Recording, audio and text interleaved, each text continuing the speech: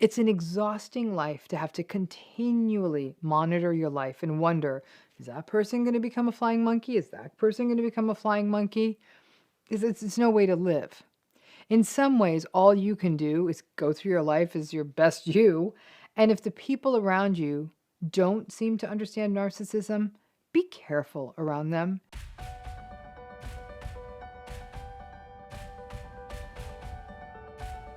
This particular episode takes on 6 alternatives to calling out the narcissist, because if you're not going to call them out, you need an alternative.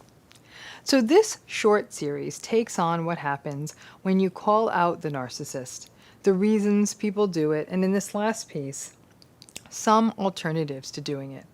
Now listen, I've said it over and over again, right? My stance is clear. There's no point in calling them out. They aren't listening, and in general, calling them out is far more likely to generate more harm than any growth. So unless you love yourself some conflict and rage, and some of you may enjoy that, then calling them out is never a good idea. In fact, calling them out only just gives you more confirmation of how unhealthy these relationship cycles are, and may be so triggering that it is simply not good for your health. So let's start at the top. Here's a first thing alternative to calling out a narcissist. Don't call them out. It's really that simple. Do not call them out. It would save you a world of grief and hurt if you did not. You aren't turning them to them for confirmation. They aren't going to change, so don't do it. If you suspect that narcissistic patterns are in play in your relationships, then you simply have bigger decisions to make. Put your time there. Ask yourself, do I stay and set boundaries and not engage? If I leave, what does that look like? But some grand showdown of telling them, there's no win there, and that's not a good idea. A second alternative, put your energy into actually really understanding what this pattern is about, not in calling them out. An issue that often arises is that people read books or blogs or watch videos on channels such as this, and then will find themselves saying, aha, now I get it. Just like maybe that magic moment when somebody finally sort of masters algebra or how to play the violin. And then you want to take that newfound knowledge and want to march over to that narcissist and say, aha, I have your number. I see you. Instead, it's far better for you to just simply focus on understanding the pattern, and then you can use that information to guide your decision making, not just in this relationship, but in others, and turn what felt like chaos into a predictable, albeit still painful situation, and make more informed choices. Your third alternative is gray rock. It's a thing, and it works. Gray rocking is a form of disengagement, not taking their bait, not having the usual invalidating conversations, not sharing your achievements with them so they can minimize them, not sharing your pain with them so they can diminish you further by not having any empathy, just sticking to superficial topics such as the weather or the new purple flowers in the neighbor's garden. No, I get it. When you gray rock, it's not a deep relationship, but the fact is it never was. And the gray rocking, they have a little ramp up at the beginning when you do it, but then over time it may help with the rage. Gray rocking means that you don't go deep. Someone recently suggested to me the idea of another level, sort of level up from gray rocking. She suggested calling it firewalling. She's a tech person. And we sort of laid out firewalling as, again, this level up from gray rocking, the concept of firewalling, not letting important or sensitive information in or out, but otherwise interacting normally. It's like a boundary that keeps your most intimate knowledge within you, but you can share other information safely. Fourth alternative is have some other sounding boards or sources of support. This can be therapy, close friends who get it, those friends of yours who sneer and say, you shouldn't say narcissist, that's not nice, you're not a doctor. Put them in the firewall pile. You can't have this conversation with them. You can turn to online support groups that are well run or other social groups where you can just be you. Having those spaces can be game changers for you and make it less likely that you make the mistake of calling out the narcissist and instead just vent in a space where you are safe and validated. Fifth is radical acceptance. Radical acceptance means knowing that this won't change. This or these are the limits of this relationship and this person, and it also means knowing that calling this out is pointless. This falls in, radical acceptance falls in with the many other techniques I have shared, including managing realistic expectations, setting boundaries, not defending, not engaging, not explaining, and not personalizing. But as part of this, it's also recognizing via radical acceptance that calling this out, calling a narcissist out, is pointless and potentially harmful. And sixth is distraction. Do something else. You feel like calling them out? I don't care if you go and pick up some yarn and start to crochet, write the great American novel, take a walk, bake a cake, go to the garden, or binge watch a show for the 10th time. Do something else. And the moment you want to call them out, that feeling, it may pass. I gotta say, watching a show or a movie is particularly useful because it can sometimes change your disposition or your perspective depending on what the show is about. And just that little change in focus and perspective may pull you back from wanting to do it and sort of letting that desire to call them out pass. I'm going to say this for the third time in this series. All of you are as free to do as you wish. We have that option. And to know that all choices carry a responsibility. If their ragey word salad mess is a price of admission to speak your truth, then you do you. You do what feels right. But you go in thinking, if you do go in thinking there could be real change and real contrition from them, then don't do it. And keep in mind that there are other people who get affected by their rage. Children, co-workers, other observers. So please be mindful of those impacts before you start calling them out and their rage overtakes everyone. For those of you with traumatic histories, narcissistic rage is not only triggering, it's destabilizing. It can result in setbacks in functioning and in ramp-ups in other mental health symptoms. The narcissist is going to remain a one-person wrecking crew. Please protect yourself, as their rage and their manipulation can literally make you sick, both mentally and physically. And not calling them out is not enabling. A lot of people say, if I don't call them out, then I'm part of the problem. They're already enabled. And you calling them out in a strange way enables them more, because it means they can just go on yet another one of their ragers that they use to release tension. They aren't going to change. And more meaningful consequences that may range from legal, criminal, financial, employment, or social penalties or remedies are probably not going to happen on your watch. Consequences that could result in a loss of their power, their privilege, their resource, and their social standing are typically all that will ever get through to them. And it very rarely happens in this world. The world enables them. Our laws enable them. It's not just you. In narcissistic relationships, we strive. We have to strive for our own self-preservation and protection. And we need to try to heed those red flags early and often. So there are alternatives to calling them out. There's no point. It is a pointless endeavor. These are 6 things you can do instead. Keep them at ready access and recognize that at those times you want to say, do you recognize what a raging narcissist you are? I don't know. Go turn on that Netflix. So let's talk a little bit about this concept of soul distancing. In a time, as we're making this video, we were talking about other kinds of distancing, sort of traditional social distancing, keeping 6 feet away from people as a way to sort of ease the spread of the virus and to keep more of us healthy for a longer period of time so we don't overwhelm the health industry. We understand what that's about. We understand why we need to do that. But here's where it gets sticky. A lot of people are reaching out to me, and I'm getting unprecedented numbers of emails and messages about this issue of, listen, you know, I did all the work I was supposed to do. I set the boundaries.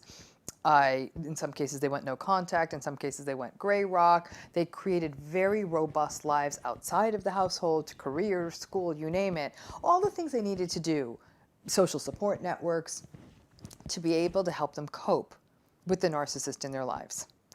Here's where things changed. In many, many, many parts of the world, I live in one of them right now, what we're having to deal with is a sort of a stay-at-home order where we can't leave our homes easily.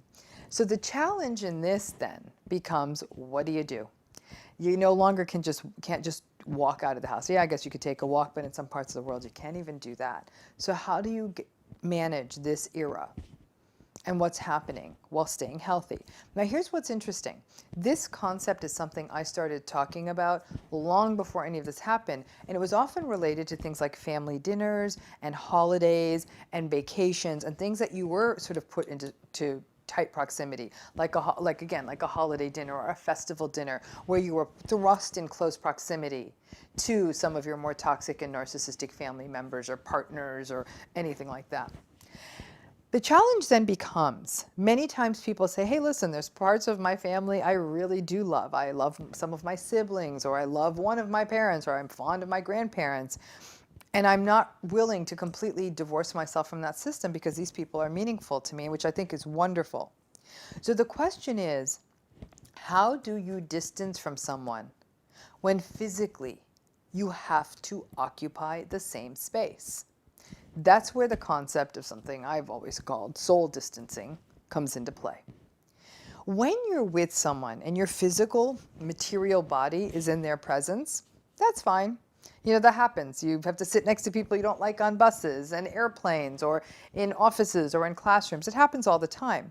But when those people have no relevance to you, for example, you're sitting next to someone on a bus or you're sitting next to someone in a conference room, you don't really pay much mind to them. You might think like, I'll be glad when this is done. I don't really like this person, or they're doing things that are making me uncomfortable, or I just don't like this experience. You know, it's either time limited or you don't have much association with them. It's a whole different game when you have to be in proximity to someone who's been a toxic influence in your life, someone who's invalidated you, someone who's demeaned you, someone who's devalued you, or someone who's manipulated you, and that's been directly targeted at you. That's a very uncomfortable space to occupy. And that's not just in your close, intimate relationships. Again, that could be your family, it could be a friend, it could even be the workplace. We don't all have the luxury to step away from these relationships and spaces now more than ever, right? So what do? Your physical body stays in, but you can pull that most sacred part of yourself out of there, your soul. Don't have it present there for them to be able to play with. Pull yourself away in that. It's almost like classical gray rock. Really what gray rocking is a form of soul distancing. What you do in gray rock is you don't let them interact with the best of you. You're very serene, you're very neutral and flat. There's a lot of, okay, sure, sounds good, that's interesting. Enough filler to keep the conversation going. But what you don't put up on the chopping block are those most authentic, important, divine, and sometimes vulnerable parts of yourself. At this particularly vulnerable time in our world, people are scared. They're scared about a lot of things. They're scared about elderly friends and relatives. They're scared about their livelihoods. They're scared about getting sick themselves. They're scared about the unknowns. Those are normal reactions in an abnormal situation. What can be very unsettling, though, is when you have those fears, and because you're stuck in sort of a narcissistic space because you're locked in with people like that, you don't feel like you have places you can share that. The temptation is, oh, these are spectacular circumstances. I should be able to share this about myself. And then you're shut down, mocked, or gaslighted. Soul distancing means that you're not going to share those vulnerabilities. You're not going to share those aspects of yourself. You need places to share those things. And those may be friends by, I don't know, by FaceTime or Skype or Zoom or some other video chat. It could be texts. It could be if you're doing online therapy, talking to your therapist. Those are all very good and appropriate ways to do it. Just don't bring it to the people who are going to mock you. And listen, what's going on in the world isn't the only game in town. We all have other stuff going on. Many people are still going to school online. They may be doing their jobs online. They may be trying to find work online. People have been let go. They're trying to get their finances in order. There's other stuff going on. And in the midst of that, you may also feel vulnerable. You may say, oh, I'm worried I won't graduate in time. Or I'm afraid that, oh, my boss isn't noticing my work in the same way. Or you're worried that you're not going to be able to find new work, and in a few months or even right away, you're not going to be able to do things like pay rent. You're not sure how all these new things are working. There is a lot to figure out, right? So in those vulnerabilities, you once again, around the narcissist in your life, you don't get to share them. Soul distancing becomes a way to make sure you don't take those things to them, that you really keep those vulnerabilities. And it's not just about what's going wrong, it's also about what's going right. What's been striking to me as we've gone through this entire, unbelievable human experience of all feeling vulnerable about something that's tiny as a virus, but it's causing so much havoc in everyone's lives, is how people have drawn together. I've really, really been struck by how people are attempting to reach out to their neighbors, to their friends, to their families, to do the right things in their communities. If they didn't lose their work, trying to find ways to help financially support other people, creating works of art, continuing to sing their songs and giving sort of these kind of quick pop-up concerts online, whatever it is. I really am amazed at seeing people who are playing by the rules and really trying to do good things for other people, keeping their local bakery in business by going, socially distancing, buying that loaf of bread, sometimes even when they don't need it, because they want that place to still be there when all of this is over. But when you try to even share those beautiful things with your family, like, can we draw together? Let's help the person down the street. Why don't we find a way to give back to our community safely? You'll also be met with, oh, please, they're not our problem. We got enough problems. Once again, that beautiful part of yourself can be denied. Soul distancing means you also don't bring those good things to them. You share them with the places they belong. It might be on your social media, it may be with friends, it may be simply just doing it. Long after all of what's happening now is gone, the soul distancing is going to still work for you, because a lot of people all over the world don't have the luxury of stepping away from their narcissistic relationships. It's so easy to say, go no contact, it's so easy. You can't go no contact when you're co-parenting. You can't go no contact in many cultures when you have interdependent family networks. You can't go no contact when you need to keep a job, especially nowadays, right? It's not a luxury all of us have to just, let's just go no contact. Soul distancing is a way to do a different kind of no contact. Because what happens then is that part of you, that again, divine part of you, there's no other way I can say it, is that divine soul part of you is not even out there for the narcissist to touch. It becomes an intentional action. You almost need to go into it saying, okay, I can almost visualize that part. I can almost visualize my soul, that part of myself, I'm sort of going to put it away. And then I'm going to interact with the narcissist. I'm going to kind of use a gray rock approach, and then find those spaces where you can do that kind of sharing. When we're vulnerable, when we're fatigued, when we're stressed, and when we're anxious, those are the times we often make, the mistake or the lapse or the slip, if you will, of bringing those vulnerable things to the toxic and narcissistic people in our lives. And at this unique time of sort of being locked down, we may be in close proximity to them, and they may honestly feel like the only game in town, like they're the only people we can talk to.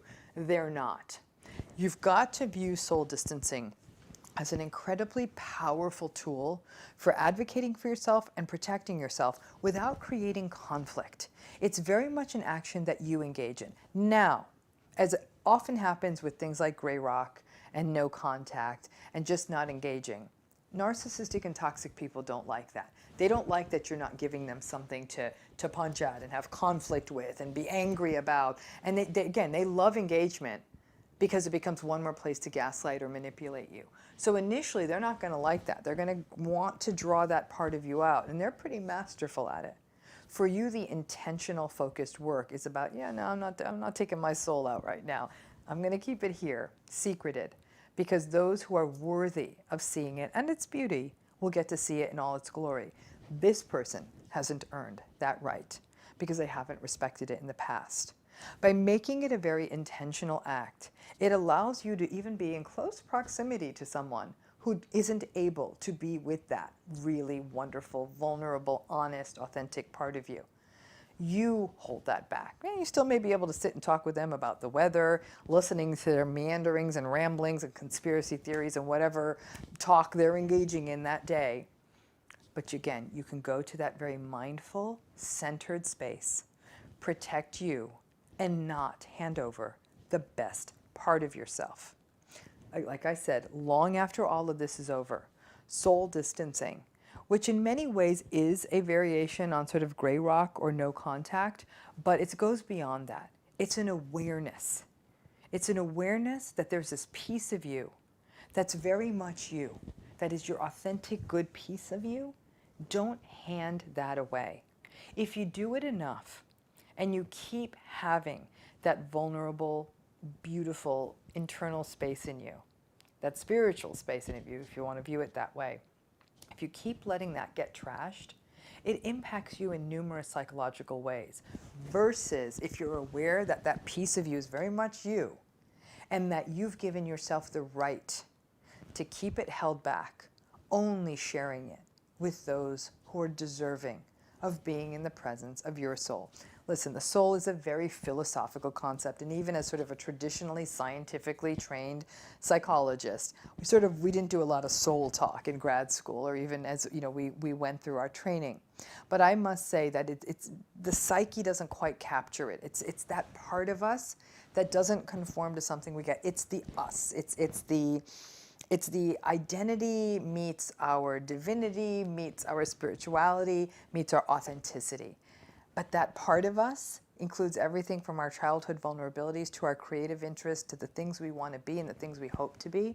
And a lot of people are letting those thoughts go through them right now and say, this is a wake-up call. How do I pursue those things?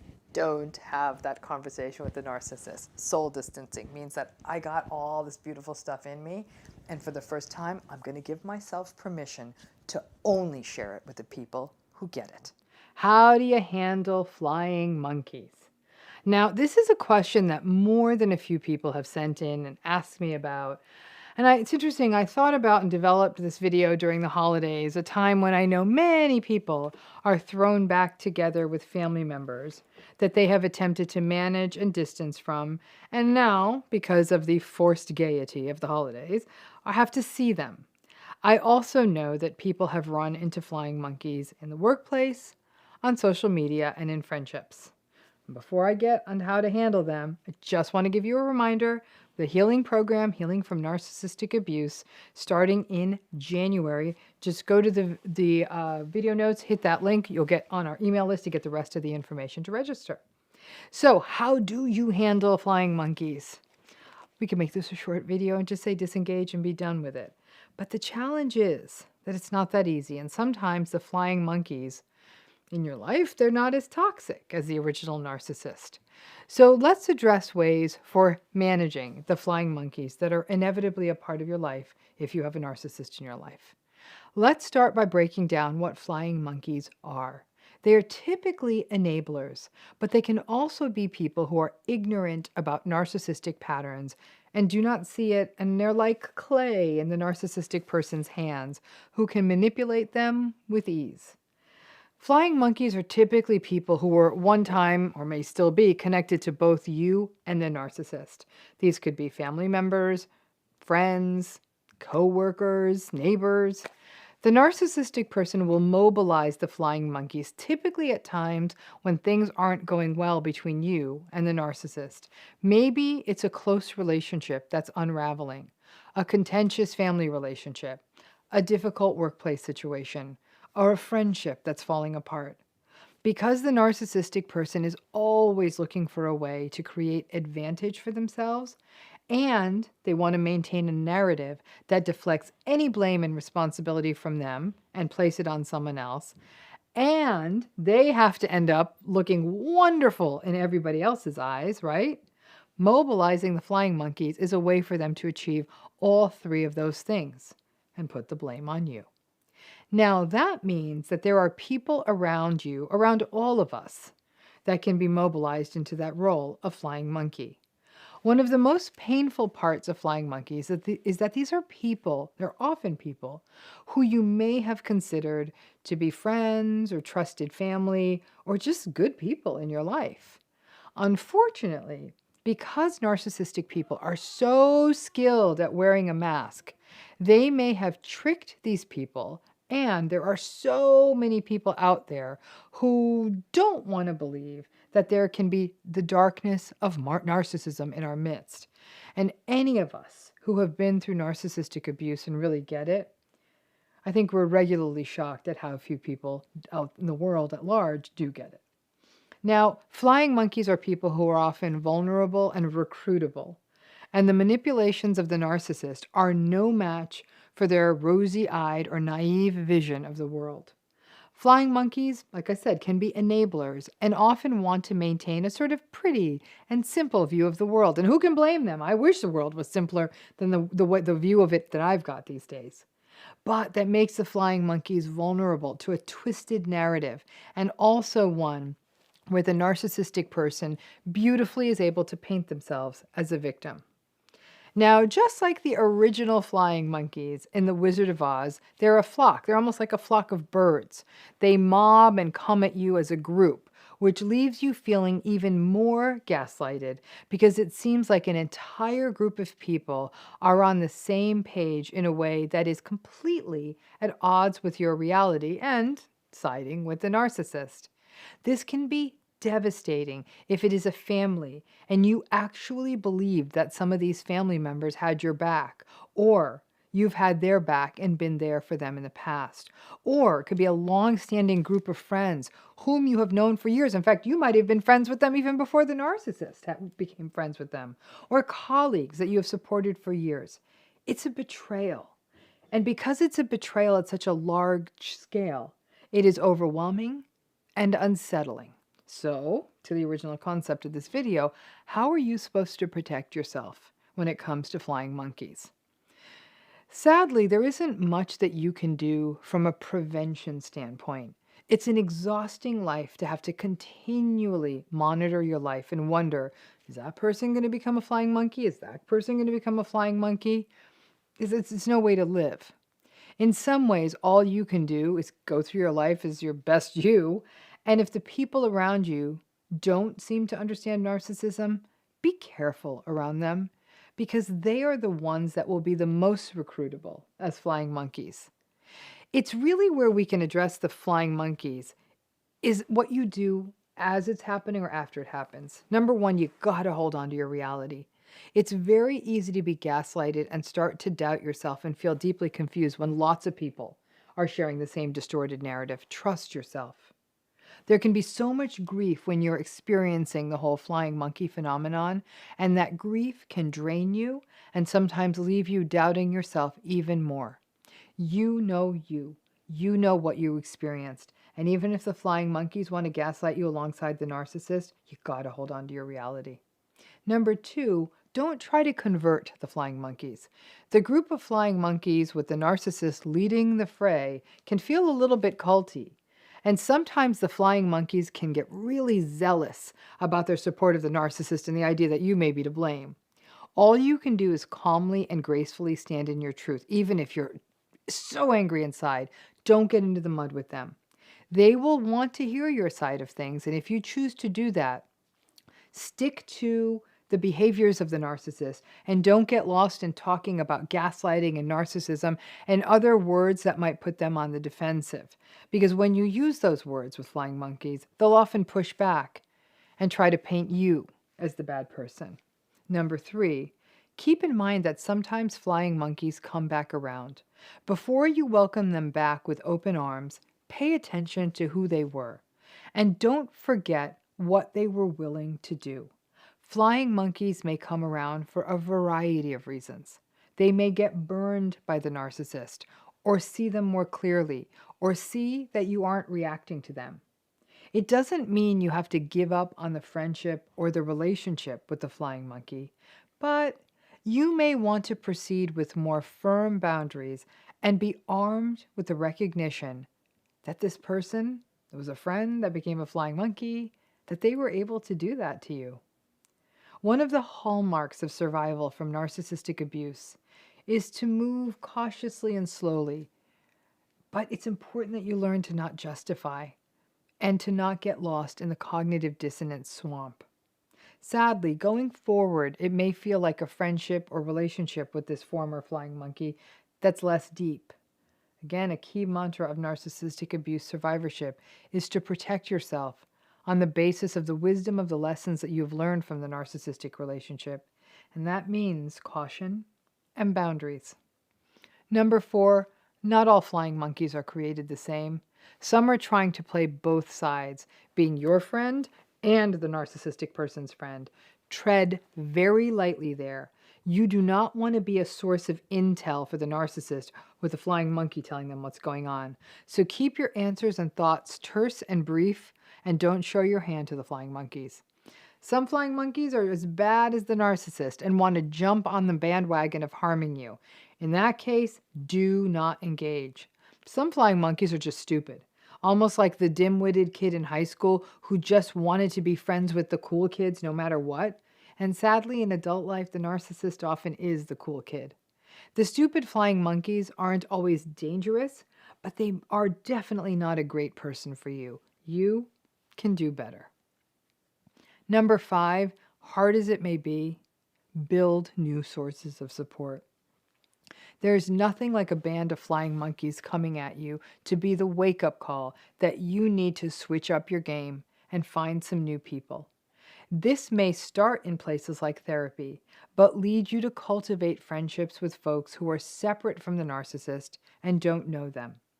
And make sure you do have a safe space like therapy to talk about this, because the betrayal, grief, and confusion of a flying monkey attack can be overwhelming.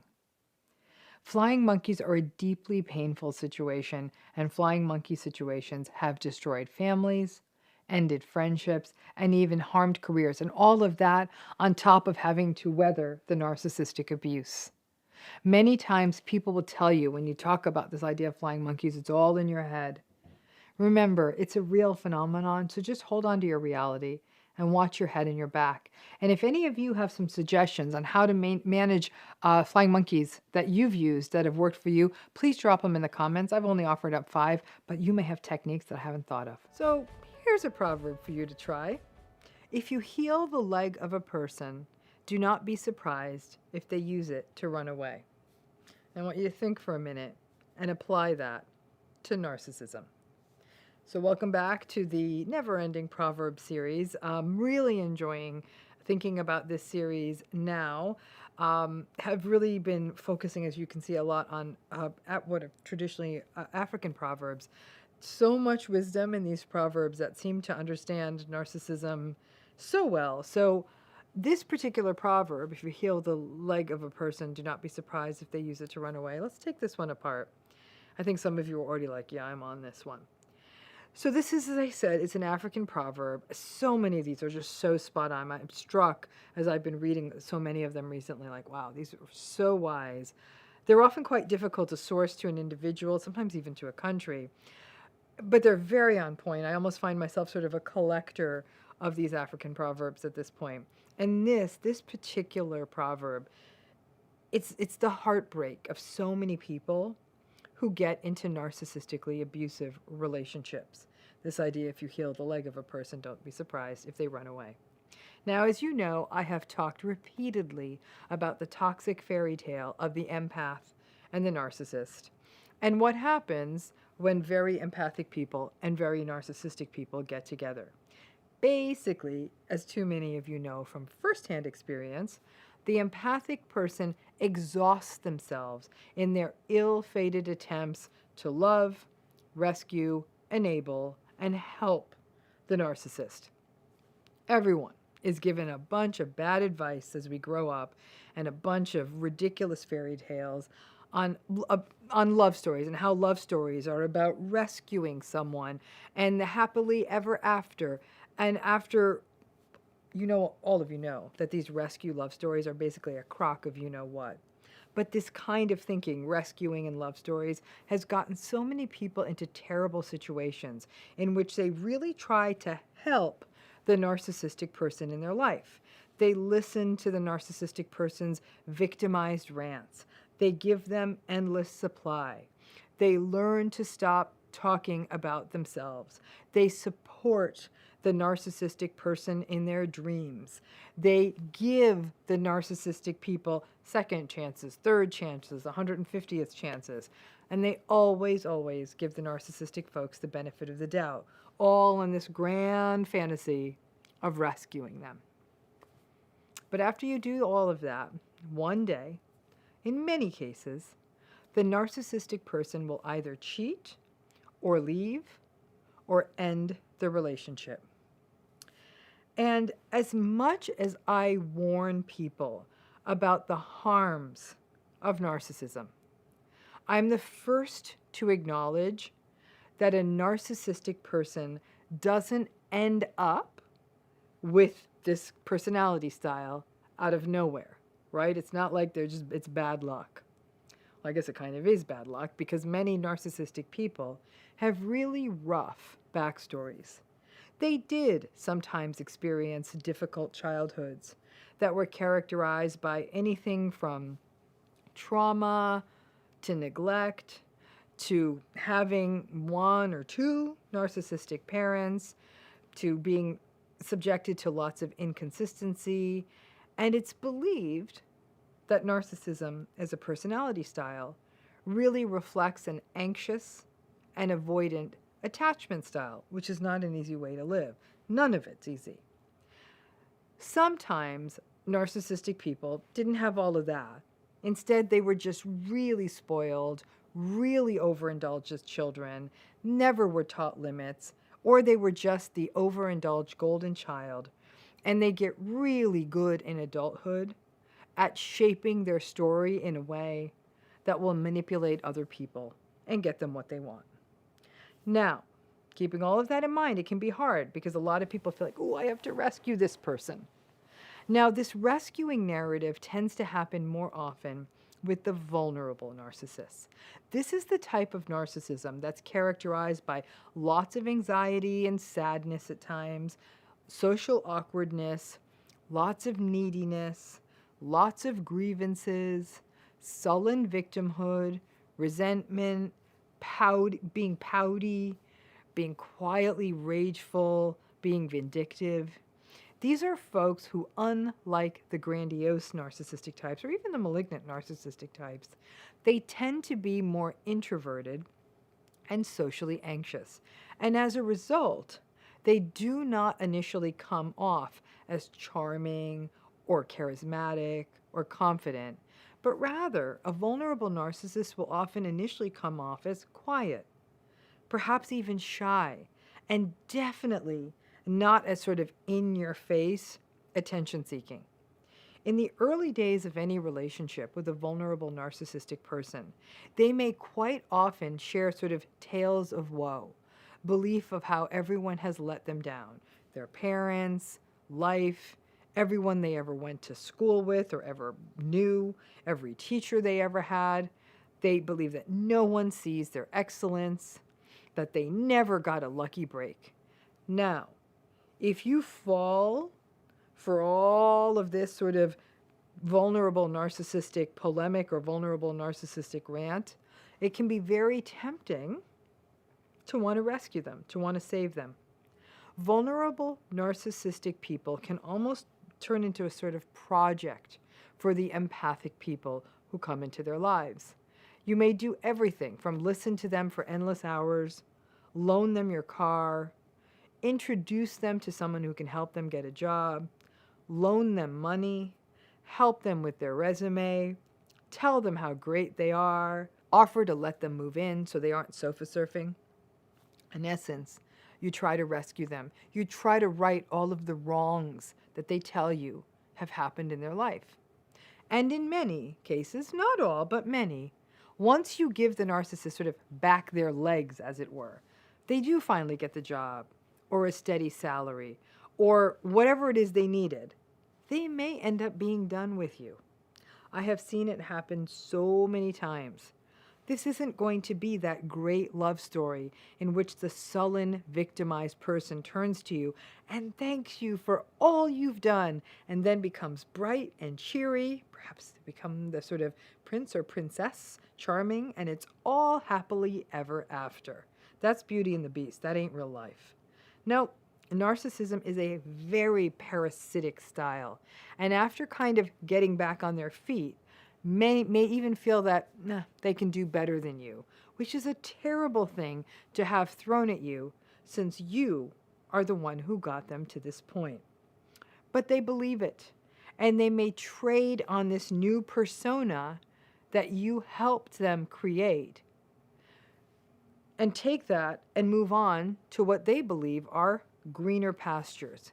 And when this happens, it can hurt. It can really, really hurt and play on all of those wounds, those core wounds like, I'm not good enough. At that point, after you healed their leg and they run away, it is easy to fall into self-blame, self-anger, and a sense that somehow you're the one who's foolish. No, you didn't do anything wrong. You were human. You were kind. And it becomes a painful but real life lesson that when dealing with narcissism, and I gotta tell you, a lot of these African proverbs understand narcissism better than most shrinks understand narcissism today. That once you heal whatever they were bothered by, whatever they thought they need when you met them, when you heal that proverbial leg for them, they are more likely to use that so-called healed leg to run away from you. Now, when a person is left, by a narcissist, when a narcissist leaves the relationship, it's easy to fall into the distorted and flawed thinking that the narcissistic person, that they're going to change for the next person, or it's easy to fall into the belief that of I am not enough. And that's why they left. Or now that they changed, they wanted something better than me. They haven't changed. They didn't change with you. They're not going to change for the next person. They're not going to change for the person after that. You know why? Because they can't. You are more than enough. And they didn't change, and they're not going to change. For narcissistic people, all relationships are transactional, and the transaction largely benefits them. In their heads, if they were actually in touch with themselves, honestly, what they view it as is, hey, I was in a relationship with you, and that makes you lucky because you got to be with me, and you did stuff for me. Well, yeah, you did stuff for me because I deserve it. And guess what? You got to be in a relationship with me, and aren't you lucky? That's actually what goes through their little entitled brains. And then they'll say, and no, I'm kind of done with you because I got what I needed, so bye. It hurts. And because of this transactional nature of these relationships, there are lots of people who get into relationships with narcissists and who help the narcissist sort of heal. And by heal, I don't mean that you're getting them better. You're healing them from their narcissism. I mean that you take care of what they need. You take care of what they feel entitled to. You may pay bills or solve problems or make them look good to other people. And then you watch them walk away because the narcissistic person got what they wanted from that transaction with you. And now they're done because they're done with the transaction. They aren't thinking about you when they leave because they don't care. And your rumination is about what you could have done to have kept them in the relationship, right? You keep ruminating, what could I have done? Maybe I could have been more, maybe I could have been different. There is nothing more you could have done. You already did enough. In fact, I'd argue, you probably did too much. The entitlement of narcissism is that they do expect other people to do what they need, even to sort of fix them, and then the narcissist can waltz off into the sunset on that leg you helped them heal. Adult relationships, no adult relationships they're not about fixing, they're not about rescuing, at least they shouldn't be. Healthy relationships are about balance and respect and mutual regard and compassion. If during all of that you support each other and sometimes help each other solve problems, then that's great.